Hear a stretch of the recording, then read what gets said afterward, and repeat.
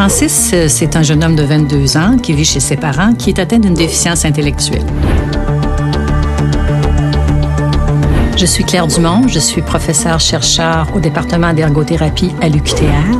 Je m'intéresse principalement à aider les personnes qui ont des troubles cognitifs à mieux fonctionner dans leur quotidien. Francis avait un objectif d'aller vivre en appartement et puis on a de nouveaux moyens à notre disposition avec l'évolution des technologies. Et alors, on a pensé d'utiliser ces nouveaux moyens-là avec Francis. Maintenant, les outils modernes nous permettent d'avoir ce qu'on appelle des orthèses cognitives qui vont nous permettre de compenser ou de soutenir des personnes qui ont des troubles cognitifs. À l'UQTR, il y a la chaire de technologie de soutien à l'autodétermination qui est dirigée par le docteur Yves Lachapelle. Et cette équipe-là a mis au point une application pour tablette et téléphone intelligent appelée Marty.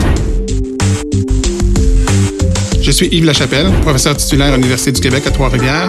Mon objet de recherche est la déficience intellectuelle et l'utilisation des technologies pour vivre de façon inclusive dans la société. Toute l'équipe s'est mise au travail pour réaliser un logiciel d'assistance à la réalisation de tâches.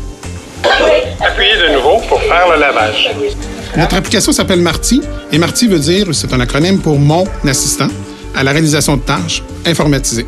Et essentiellement, c'est une application qui permet de jumeler des séquences vidéo, du son et aussi des photos qui vont représenter l'une après l'autre les différentes séquences nécessaires pour réaliser une tâche. Nous, on préfère utiliser des technologies dites mobiles, donc tablettes ou téléphone intelligent. Et la raison est simple. Nous sommes dans une société en mouvance. Nous avons des personnes qui sont intégrées ou qui travaillent dans des milieux divers. Et on a besoin alors de technologies que l'on peut apporter avec nous et qui va être utile à la fois dans la réalisation de nos tâches. Supposons qu'on a choisi une recette que Francis voudrait faire, qui serait de préparer un bœuf à la mijoteuse. La première étape, c'était de rassembler les ingrédients, c'est ça? OK. Alors, Émilie, c'était l'étudiante à la maîtrise en ergothérapie qui a supervisé toute cette démarche-là auprès de Francis. Je pense qu'il y a les champignons aussi dans... Oui.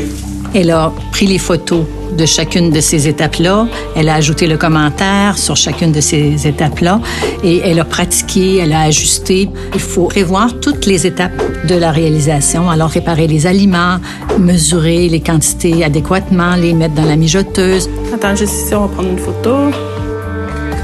Alors, si une personne a besoin de 3 étapes, on en fait 3. Si elle en a besoin de 50, on en fait 50. Alors, ça dépend de la complexité de la tâche et de ses capacités. Et de plus, on peut mettre la photo ou le film de la personne elle-même en action. Alors, c'est encore plus facile pour elle de reproduire ce qu'elle voit parce qu'elle se reconnaît. Marty lui permet plus d'autonomie. C'est comme s'il avait avec lui-même son assistant personnel qui va lui rappeler les étapes, qui va lui dire quoi faire. S'il s'en souvient pas, s'il est pas sûr, il peut revenir autant de fois qu'il le veut. Alors, l'éducateur n'a pas toujours la disponibilité pour ça. Alors, c'est un assistant personnel pour Francis.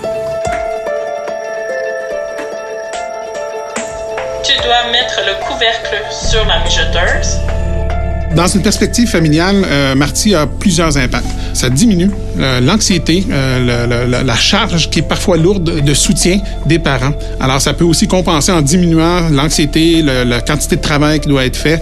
Donc, c'est stabilisateur et je pense que c'est très serein pour un milieu familial.